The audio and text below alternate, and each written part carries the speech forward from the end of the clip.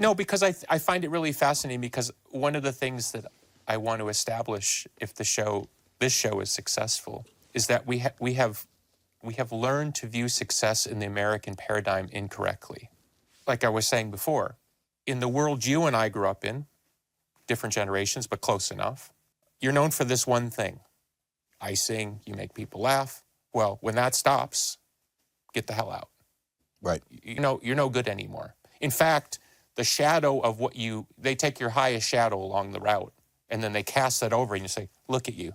You're pathetic. Get out. So those in our culture who can find some deeper resolve or courage to pivot, to find a new voice, to somehow find rejuvenation, it's a very, very, very rare thing. And what you've accomplished is a very, very rare thing. It's a short list of people who have had a true second or third act at the peak. So I understand everything you're saying, except I'll tell you the frustration of that for me right now. And I love Deal or No Deal.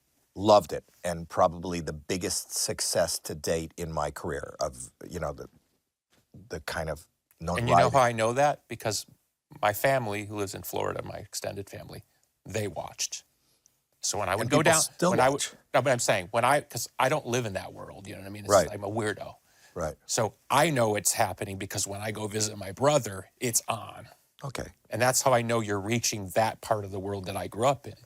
And by the same token, I'm on AGT, which is America's Got Talent and Canada's Got Talent, and on YouTube. And Thailand's Got Talent. Yeah, but I'm not on Thailand's Got Talent, but Canada's Got, there is Thailand's Got Talent. You know that, it's in every country. I just made that joke and I did not know that. It is the #1 syndicated show in the world, not syndicated, format. So the format means Simon Cowell owns it. He made more money from that than he ever made from music, and at one time he had 10 people maybe 5 people in the top 10 on Billboard worldwide as far as, One Direction, all these groups. But that's another conversation. Here's the thing. I'm a stand-up comic. Stand-up comedy is what I do and continue to do.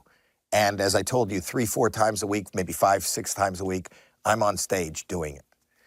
As a stand-up comic, I got recognized and, was given opportunities, whether those opportunities were St. Elsewhere, whether it was Deal or No Deal, whether it was movies, whether it's AGT. You were on the Match Game. I was. I was on Match Game, I was on Tattletale, I was on everything. The point that I'm making is not a day goes by when I'm in public where somebody says to me, you should do comedy. I used to love when you were a comedian. And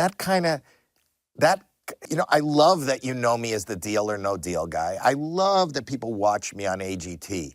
But my love, regardless of, you're a really good interviewer. This is a wonderful thing that you're doing. And I wish you nothing, and you're already having success, and it's not by surprise. You're really good at this. Thank you. But you're a musician. Oh, yeah. If you come up and say, I love your podcast, and they don't even know I play music, I would fall over and die. If this thing becomes as big, if not bigger than Joe Rogan's, they go, you're the podcast guy, you should do music. You were great. Remember Smashing Pumpkins? Yeah. Remember that? So that's what I deal with each and every day. So is it a Faustian bargain for you? Maybe. Except that I love all those other things. It's just that you forget my other art, or the art that is closest to who I am and what I need, and it doesn't, the fact that you don't know I do it doesn't really affect me, except that's what I am.